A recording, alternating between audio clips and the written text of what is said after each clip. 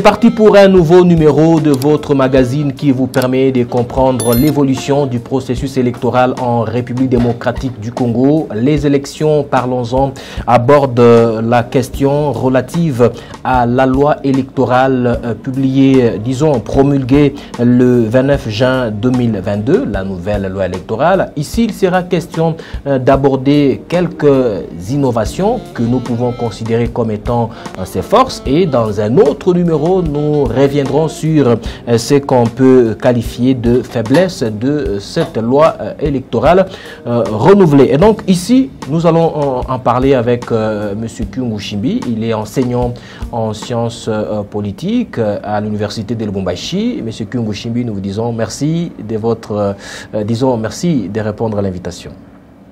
Merci.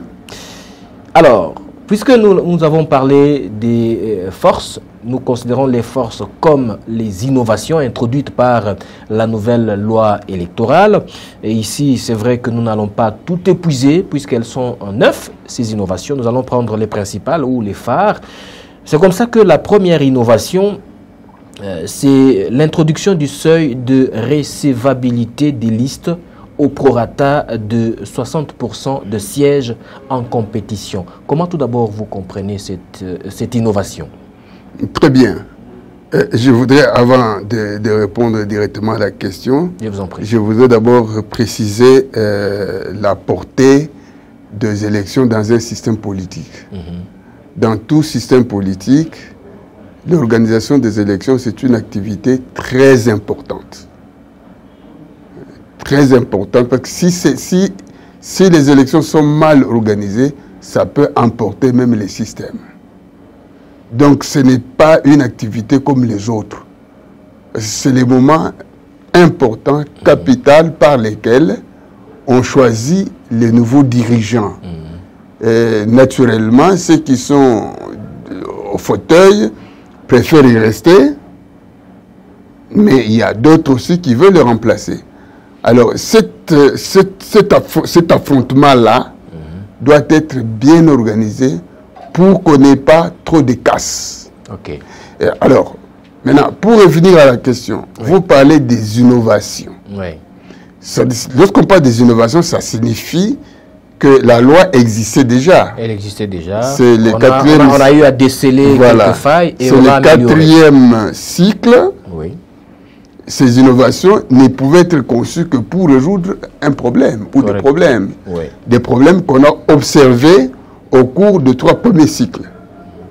Mais alors, il faut bien poser ces problèmes-là, bien les identifier pour pouvoir imaginer des solutions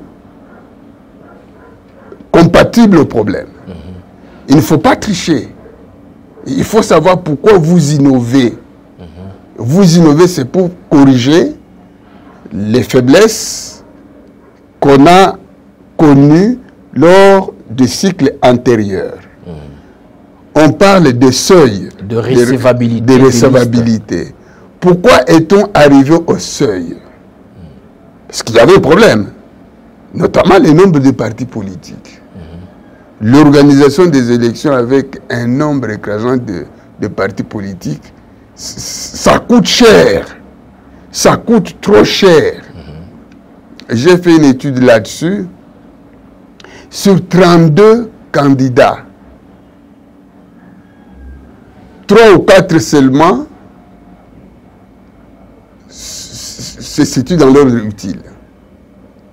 Les autres candidats ont moins de 2%. Est-ce que ça vaut la peine? Pas du tout. Sur autant de partis politiques, parce qu'on doit préparer les fiches, pour tous ces partis politiques-là, mais dont les taux de réussite est de 1%. Dans d'autres pays, en France notamment, un parti qui n'atteint pas 5% tombe, n'existe pas comme parti politique. Donc, si vous comprenez bien, on veut affiner le nombre de partis politiques. Maintenant, on propose les seuils pour réduire ceux qui n'auront pas atteint à rassembler 300 candidats par liste. ne sont pas éligibles. C'est ce que ça signifie. Est-ce que ça résout le problème du nombre de partis politiques? Non. Ça, c'est une innovation, oui, mais qui n'apportera aucune solution. Le problème est ailleurs. Notre système électoral est fondé sur le proportionnel. C'est une des techniques parmi tant d'autres. Donc, un système qui consiste à faire représenter toutes les couches possibles. Ouais. Voilà l'objectif de la loi. Donc, faire représenter tout le monde. Un système proportionnel qui s'oppose au système majoritaire, qui concourt au rassemblement. La conséquence de notre loi, c'est quoi? Aucun parti politique ne peut avoir la majorité au sein de notre assemblée. Aucun. Aucun parti politique. Comme le système anglais, comme le système américain. Nous sommes dans le système belge, où il y a plusieurs, après les élections, il faut faire des négociations pour la coalition. Avec conséquence d'un gouvernement de coalition, c'était un gouvernement pléthorique. Vous voyez? Donc l'objectif, c'est celui-là. Pourquoi ne pas avoir le courage, tout simplement, d'avoir le système majoritaire qui inciterait les gens à se regrouper, à avoir quelques grands partis politiques, point. C'est ça la solution. Peut-être les seuils, c'est rien. Peut-être on y arrivera. Avant, c'était les seuils de ce qui a forcé les gens à faire des regroupements. Oui. Parce qu'en même temps... le seuil de représentativité. Voilà. Oui. En même temps, on demande les seuils et on les contourne en regroupant une centaine de partis politiques dans un seul regroupement. Ça ne change rien. Donc ici, M. Kungouchimbi, vous voulez nous dire que pour les législatives nationales, par exemple, les partis politiques sont obligés de présenter au moins 300 candidats sur les 500 sièges en compétition au niveau de l'Assemblée nationale. Et que, selon votre argumentaire, ces partis politiques ne seront pas à mesure de, disons, se livrer à cet exercice, de présenter 300 sur les 500 sièges. Les partis vont le faire. Oui. Les partis vont le faire, naturellement, parce que c'est la loi. Ouais, si vous n'avez pas vous n'êtes pas en mesure de réunir ces 300, votre liste ne passe pas. Oui. Ça, c'est clair. Ouais, mais est-ce que ce nombre de 300 concourt à résoudre le problème? Parce que le problème, c'est le nombre de partis politiques qu'il faut réduire. Mais la manière d'aborder la question, imaginez, pour avoir un poste, il faut 100 000 voix. Donc, à Lubumbashi, nous prenons 13 postes. Et pour avoir un poste sur 13, il faut 100 000 voix par candidat élu. Bon, dans les grands partis politiques, on peut trouver un candidat qui rafle, par exemple, à lui seul 68 000 voix. Les seconds, 32 000 voix. Les troisièmes, 25 000 voix. Je m'arrête par là. Mais à ce moment-là, ces partis, en totalisant le nombre de voix, n'aura qu'un seul poste. Mais on regarde ailleurs. On cherche un autre candidat qui est le premier dans les lots. Oui. On peut trouver un candidat de 5 000 voix. Qui sera retenu alors que ceux qui ont obtenu 28 000 voix dans le premier parti-là ne sont pas élus. Dans la même circonscription. Vous avez 28 000 voix, vous n'êtes pas élu, mais celui qui a 5 000 voix est élu. Au nom de quoi? Parce qu'il est dans un autre parti politique. Okay. Le fait de vous retrouver dans votre parti politique, et vous avez eu des gens qui vous ont dépassé avec ce nombre-là, et vous êtes éliminé. Mais celui qui a 5 000 voix passe. En fait, comme les partis politiques sont structurés, c'est en fait les fonds qu'on ne dit pas. Comme la plupart des partis politiques, évidemment, ça nécessite toute une émission pour expliquer pourquoi nous sommes arrivés à ça. Nos partis politiques sont des partis essentiellement structurés sur des tribus. Alors, l'objectif de ceux qui ont conçu la loi au niveau de Sun City, les pays étant une mosaïque de tribus, il faut faire représenter toutes les couches, autrement dit, toutes les tribus possibles, de la sorte que même une tribu qui n'a que 60 000 personnes peut avoir un candidat dans ce système-là, au détriment, bien sûr, des grandes tribus, par le nombre. Voilà l'objectif, pour ne pas écraser ces tribus-là. Maintenant, on parle en termes de partis. Ouais. Pour ne pas écraser ces petits partis, il faut que ces petits partis soient représentés. Les seuils n'avaient pas existé lors du premier cycle. Non, non. Les seuils ont été conçus après, afin de régler la question du nombre de partis politiques qui cause, dont l'organisation coûte cher. Maintenant, on passe par les seuils, tout en sachant que les seuils ne va pas au-delà, ne peut pas nous donner la solution de réduction des nombres. Alors, pour leur survie politique, ces partis politiques qui ne couvriront pas l'ensemble du territoire national avec plus de 300 candidats, par exemple, seront obligés de se constituer en regroupement politique. N'est-ce pas là une voie de sortie? Mais vous retrouvez un regroupement politique. Ça ne change rien au niveau du coût de l'organisation. Ça ne change rien. Ça coûte toujours cher. Ça coûte cher et les résultats, déjà les regroupements là, oui, des façades, hein, des regroupements politiques, il faut des négociations. Donc les résultats, on aura un gouvernement, un système de coalition avec toutes les faiblesses que vous pouvez imaginer. Il faut savoir ce qu'on veut. C'est par là que j'ai commencé. Vous innovez, c'est pour quel problème? Oui, déjà au niveau des seuils, je dis oui, c'est ce qui a été adopté, mais pour ma part, en tant qu'analyste, je ne vois aucun apport que ces seuils pourra, n'est-ce pas, concourir à la solution du problème. Prenons une autre innovation, puisque nous n'allons pas revenir, nous n'allons pas, disons, nous éterniser sur cette innovation. Selon vous, elle ne résout aucun problème au niveau du processus électoral ou du cycle électoral lui-même. Et l'autre innovation, c'est celle qui prend en compte, là nous n'allons pas nous attarder dessus, qui prend en compte la dimension genre. Elle introduit cette dimension genre et cette innovation veut que la liste qui va aligner 50% au minimum des femmes dans une circonscription soit exemptée du paiement des cautions. C'est quand même rassurant pour la femme. Bien. Selon l'article 12 de la Constitution, les Congolais sont égaux devant la loi. Oui.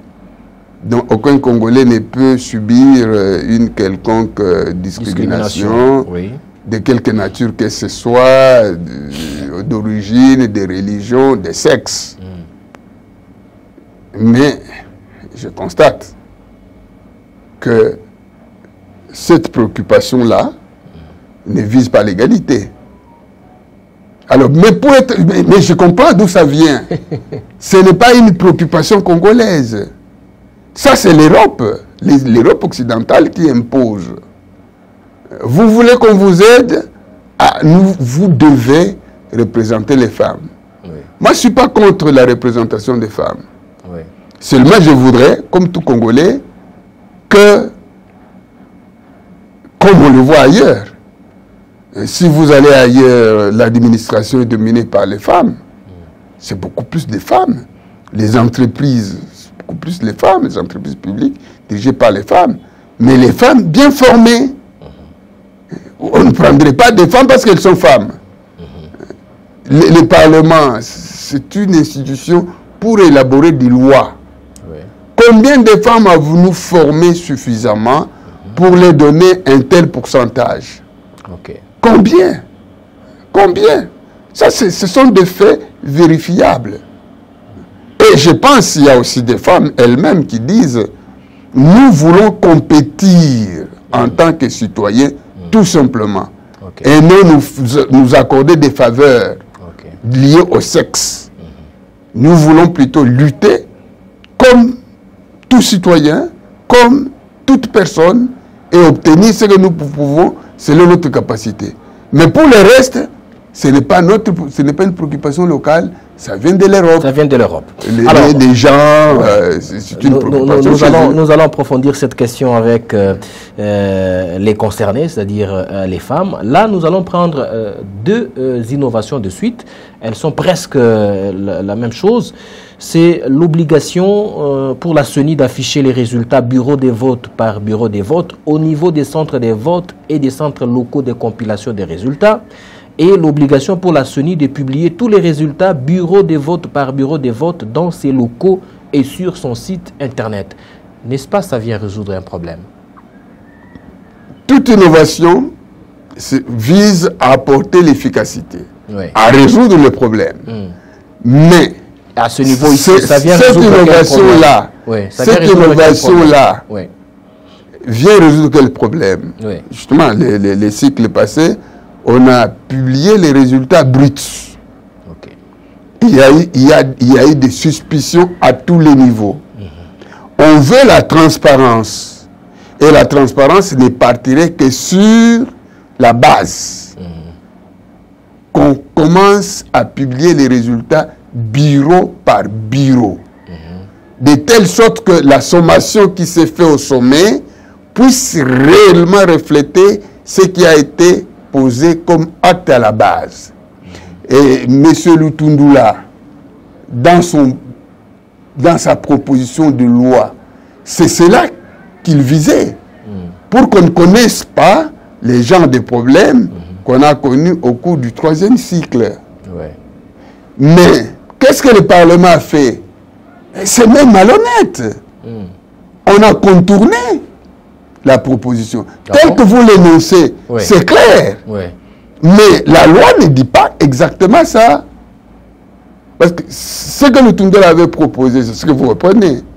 Que chaque bureau de vote, aussitôt les opérations de vote terminées, se transforme en bureau de dépouillement. Aussitôt le dépouillement terminé, on affiche les résultats. On dresse les PV sur base de ces résultats et on donne la copie aux témoins. C'est cela qui compte, c'est les résultats du bureau qui comptent.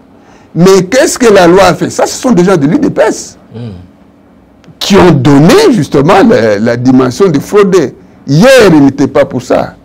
Et les présidents, les députés Sesanga s'est battu pour qu'on revienne à la forme initiale, originale. Mais les Mbata et autres, ils ont édulcoré les choses. Mais qu'est-ce qui se passe? Pour eux, les bureaux doivent transmettre les résultats. D'abord. Et afficher ce que Kinshasa, la CENI Kinshasa, va retourner. C'est malhonnête. Où est la transparence? Où est la transparence? Qui est transparent? C'est Kinshasa qui doit filtrer les résultats, ou c'est le bureau qui doit donner les données brutes? L'objectif était d'assurer la transparence. Mais malheureusement, la loi, dans les conditions où elle a été votée, il contourne. Apparemment, on dit les bureaux affichent. C'est ça? Et la CENI aussi affiche sur son site. Sur son site internet. Mais la loi dit que ce qui compte, c'est ce que la CENI va afficher sur son site. C'est ça. Et le bureau est tenu d'afficher ce que la CENI centrale lui retourne comme résultat. Qu'est-ce que la loi a dit en définitive? Oui, c'est ce qui a été retenu en définitive. Le bureau transmet, la CENI filtre et retourne pour affichage. Et donc, la question de la transparence n'y est pas. N'est pas résolue. Non. Parce que la transparence consistait à afficher bureau par bureau. Et même ici, je déplore la mollesse de l'opposition. Évidemment, bon, avec tout ce qu'on a connu, l'opposition a de la peine à s'afficher, même à se constituer, alors que l'opposition devait lutter lors du vote. Faire tout pour que la copie originale de Lutundula passe. Ouais. Mais malheureusement, Lutundula n'a même pas eu le temps de faire aboutir sa proposition. Il est déjà coopté il devient l'homme du pouvoir, et ceux qui sont restés retournent l'idée principale. Qu'est-ce qui est opposable? Les chiffres que la CENI défile sur son site, ou les PV qui doivent être dressés au bureau au moment du dépouillement, à la fin du dépouillement. C'est ça la question. On veut la transparence, mais en ne voulant pas considérer la publication primaire initiale du bureau, en refusant de faire ça, et c'est de la transparence? Est-ce que ça peut entacher le processus électoral lui-même dans son ensemble? Mais tout à fait. Tout à fait.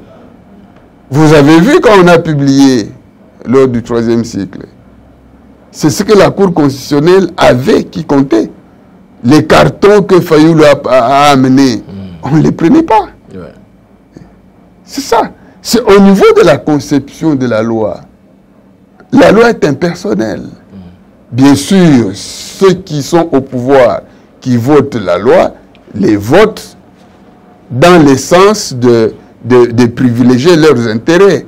Mais ils ne doivent pas le faire de manière aussi scandaleuse comme on a fait.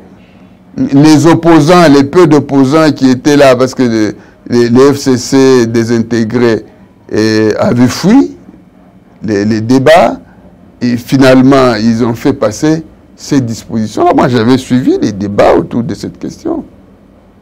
Ce n'est pas la version de Lutundula qui a été maintenue. Mais quand vous lisez, vous voyez que c'est clair. Mais les détails là, les détails, ce que la CENI doit faire défiler sur son site. Est-ce qu'il fait défiler ce que le bureau a transmis, ou il fait défiler ce que la CENI a retourné? Mais puisque le vin est tiré et qu'il faut le boire, c'est d'ailleurs la dernière question, que faire dans ce cas? On n'a qu'à pleurer, c'est tout simplement. À pleurer sur soi-même. Il n'y a pas... Donc il y a ces risques-là. Oui. Il y a ces risques-là. Vous voyez, si les candidats gagnants à une majorité écrasante, les problèmes ne se poseraient pas. Mais si l'écart est faible et qu'on constate que ce que les bureaux a affiché... Mais là, moi, je me pose la question. Les bureaux aura-t-il le courage d'afficher? Parce que la loi demande que les bureaux transmettent d'abord et reçoivent pour afficher. Techniquement, je ne sais pas comment ça va se passer.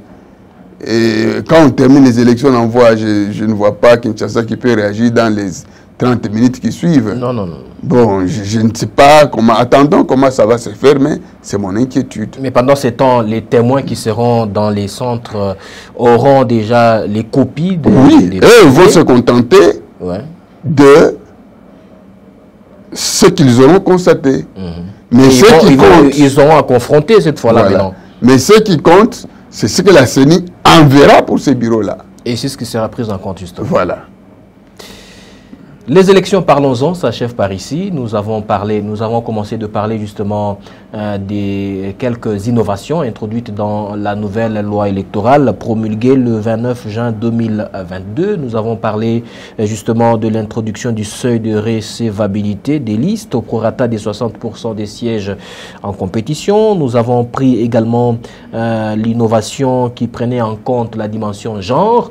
Et pour la troisième innovation, nous l'avons couplée à la quatrième, c'est celle qui donne l'obligation à la CENI d'afficher les résultats bureau de vote par bureau de vote et publier tous les résultats sur le site internet de la centrale électorale. Les autres innovations, certainement, nous allons y revenir dans un autre numéro de votre magazine qui vous permet de comprendre l'évolution du processus électoral en cours en RDC. Monsieur Kyungu Shimbi, nous vous disons merci d'être venu. C'est moi qui vous remercie. Nous vous disons également merci de nous regarder. Vous avez la possibilité de regarder les élections Parlons-en sur YouTube en tapant Arc-en-Ciel RTV officiel. Vous allez retrouver l'émission. D'ici, jusque-là, portez-vous bien. Restez sur votre télévision pour la bonne continuation de nos programmes. Au revoir.